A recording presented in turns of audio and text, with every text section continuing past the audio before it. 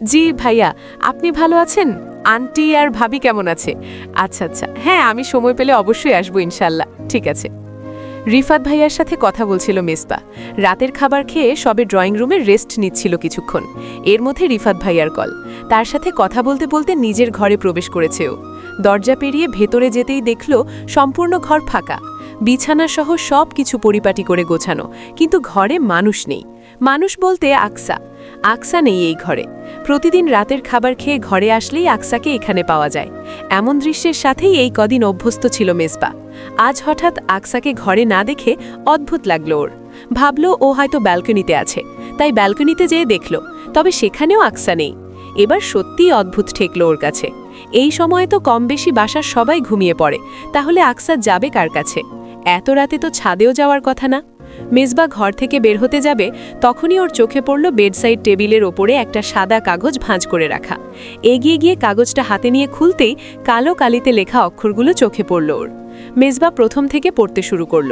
কাগজে লেখা আছে, ডিয়ার আর্মি অফিসার, আজ থেকে আপনি আপনার অতি গুরুত্বপূর্ণ ফোন আর ল্যাপটপ নিয়েই ঘুমাবেন। আমি আপনার সাথে ঘুমাবো না। সিভিলিয়ান আকসা খন্দকার। পত্রটা পড়তেই মেজবার মাথায় যেন রক্ত উঠে গেল। ও হাত মুঠো করে রাগ নিয়ন্ত্রণ করে নিল। ঘর থেকে বেরিয়ে গেল তৎক্ষণাৎ। একটা আন্দাজ অনুমান করে সরাসরি গেল মিহি আর রিমু যেই ঘরে আছে সেখানে। দরজার সামনে দাঁড়িয়ে টোকা দিল ও। মিহি আর রিমু ঘুমিয়েছিল। ওদের ঘুম ভাঙল না দরজায় করাঘাতের শব্দ শুনে। আকসা তখনও জেগে। দরজায় টোকা দেওয়ার শব্দ ওর কানে এসেছে। ফোন রেখে কান খাড়া করে বসল ও। পুনরায় শব্দটা শোনা গেল। আকসা ভাবল ওর শাশুড়ি বা চাচি শাশুড়ি এসেছেন বোধহয়। তারা জানেন না আকসা আজ এই ঘরে ঘুমাচ্ছে। দেখলে কি ভাববেন কে জানে। তবু আকসা উঠে এগোলো দরজার দিকে। ও একবারের জন্যও ভাবতে পারল না যে মেজবা এসেছে এখানে। কারণ মেজবাকে যতদূর চেনে, সে এমন মানুষ নয় যে আকসার থাকা না থাকার পরোয়া করবে, বরং দিব্যি শান্তিতে ঘুমাবে। এই ভেবে ভেবে আরও মন খারাপ হচ্ছিল আকসার। দরজা খুলে দিতেই ওর ধারণা ভুল প্রমাণিত হলো। মেজবা ইফতেখার দাঁড়িয়ে আছে দরজার সামনে। দরজার কপাটে হাত রেখে হেলান দিয়ে দাঁড়িয়ে। আকসা অপ্রস্তুত হলো। ও পিছু হটে ঘরের ভেতরে ঢুকে গেল পুনরায়। মেজবাও থেমে থাকল না, এগিয়ে আসলো ওর দিকে। আকসা পেছনে সরতে সরতে উৎকণ্ঠার সহিত প্রশ্ন করল, আপনি এই রুমে এসেছেন কেন? তুসি এখানে কি করতে এসেছ? মেজবার পাল্টা প্রশ্ন। আকসা দৃঢ় কণ্ঠে জবাব দিল, ঘুমাতে। ঘুমাতে? জি। মেজবা হঠাৎ আকসাকে টেনে জোরপূর্বক কোলে পুলে নিল। মিহি আর রিমু এই ঘরে ঘুমে বিভোর না থাকলে আকসা এই মুহূর্তে জোরে চেঁচিয়ে উঠত। তবে চেঁচাতে না পারলেও ঠিকই হাত পা ছোড়াছুড়ি করল। মেজবার কবল থেকে নিজেকে ছাড়ানোর জন্য ছটফট করতে লাগলো। মেজবার চুল টানতে শুরু করলো। পারলে টানতে টানতে ছিঁড়ে ফেলে। তবু মেজবা ছাড়ল না ওকে। জোরপূর্বক সেই ঘর থেকে নিজেদের ঘরে নিয়ে গেল। আকসাকে বিছানার উপরে এক প্রকার ছুঁড়ে ফেলে দরজা আটকে দিয়ে আসলো।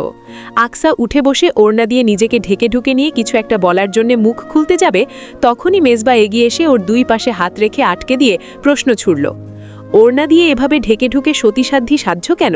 ঘরে কি পরপুরুষ আছে কোনো? আপনি? আমি? পরপুরুষ? মেজবা আরেকটু এগিয়ে আসতেই আকসা বুকের ওড়না শক্ত করে চেপে ধরে রাখল, যেন ছেড়ে দিলেই মেজবা এক টানে খুলে নেবে। এটা দেখে মেজবার মাথা আরও বেশি গরম হয়ে গেল।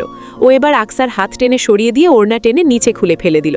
ওড়নাটা গিয়ে ফ্লোরের ওপরে অবহেলিতের ন্যায় পড়ে রইল। আকসা দু হাত দ্বারা বুকে হাত রেখে আড়াল করার চেষ্টা করল। মেজবা বিরক্তির সাথে বলল, সবই তো দেখা শেষ ভাই, ঢেকে ঢুকে লাভ কি? আপনি অসভ্যতামি করবেন না আমার সাথে। আকসা অস্বস্তির সাথে কথাটা বলল। মেজবা এবার আরও কিছুটা এগিয়ে আসলো। আকসার থুতনি ধরে মুখ উঁচু করে চোখে চোখ রেখে প্রশ্ন করল, তো কার সাথে করব? মেজবার ওই চোখের দিকে তাকালেই আকসার সব ভুলে যায়। সব রাগ জেদ কোথায় জানি উবে যায়। দুর্বল হয়ে পড়ে ও। আজ দুর্বল হবে না ও। মনে মনে দৃঢ় প্রতিজ্ঞ রইল। অপরদিকে মুখ ফিরিয়ে নেওয়ার চেষ্টা করলেও মেজবা সরাতে দিল না। থুতনি শক্ত করে চেপে ধরে রাখল। এরপর কঠোরভাবে বলল, ফাজলামি শুরু করেছ আমার সাথে? আমি থাকাকালীন কখনো অন্য রুমে ঘুমাতে যাওয়ার তো দূর, যাওয়ার কথা চিন্তাও করবে না। রাতের ঘুম হারাম করে ছাড়ব। আকসা ভয় পেল না, প্রচণ্ড জেদের সাথে পাল্টা বলল, আমাকে দিয়ে আপনার কি? আপনার তো কাজ আছে অনেক, সেগুলো করবেন রাতে। আমাকে কেন লাগবে? কি করবেন আমাকে দিয়ে? এক নাগারে প্রশ্নগুলো করতেই আকসাকে টেনে বালিশে শুয়ে দিল মেজবা। নিজে ওর ওপর আধশোয়া হয়ে একটানে গায়ের শার্ট খুলে ছুঁড়ে ফেলল পেছন দিকে। শার্টটা সে কোথায় যেয়ে পড়ল সেই দিকে মনোযোগ দেওয়ার সময় আপাতত ওর হলো না। গায়ে আপাতত একটা স্যান্ডো গেঞ্জি আর ট্রাউজার, গেঞ্জিটা খোলার সবচেয়ে মুশকিলের কাজ। আকসার খোপা করা রেশমের মতো চুলগুলো খুলে ছড়িয়ে পড়েছে বালিশে। কিছু চুল মুখের ওপরেও এসে পড়েছে। সেগুলো টেনে সরিয়ে কানের পিছনে গুজে আকসা দেখতে লাগলো মেজবা গা থেকে টেনে গেঞ্জিটা খুলতে খুলতে বিরক্তির সাথে বলছে, ধ্যাত, কাজের সময় এই গেঞ্জিও অকাজের হয়ে যায়, ডিস্টার্বিং থিং। গেঞ্জিটাও টেনে মেঝেতে ছুঁড়ে ফেলল মেজবা। আকসা কিছু বলে ওঠার আগেই ওর কোমর জড়িয়ে ধরে কাছে টেনে নিল। বুকের সাথে মিশিয়ে ঠোঁটের দিকে এগোতেই আকসা নড়ে চড়ে উঠল।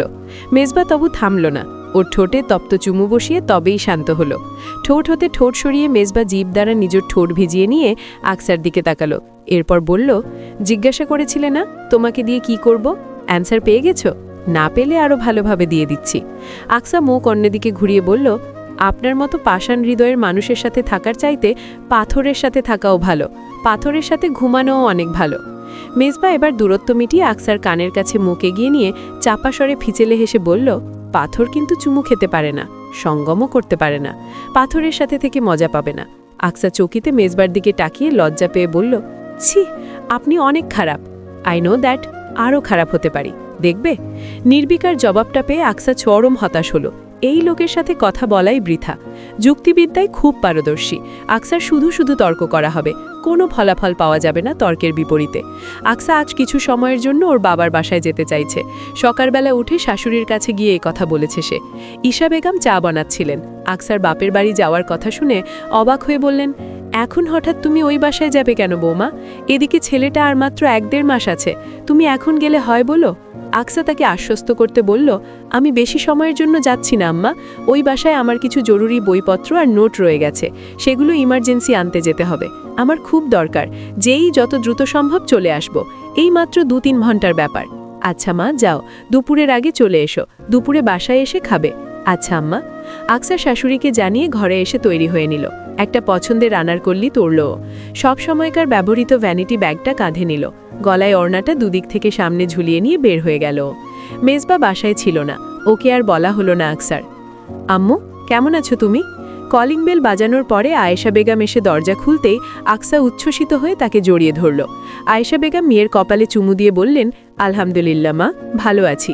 তুই কেমন আছিস? এই তো আলহামদুলিল্লাহ ভালো আছি। ভাইয়া কোথায়? ইফান তো বাজারে গেছে। তোর আব্বু টাকা পাঠিয়েছে মাসের শুরুতেই। কিছু বাজার সরেই করার দরকার ছিল। তোর ভাইয়া তো বাজারে যেতে চায় না, জোর করেই পাঠিয়েছি। ভালো করেছো। কদিন পর বিয়ে করবে, এখন থেকেই সংসার সামলানো শিখুক। ভাইয়ার ব্যবসার কি খবর আম্মু, কেমন চলছে? ভালোই চলছে।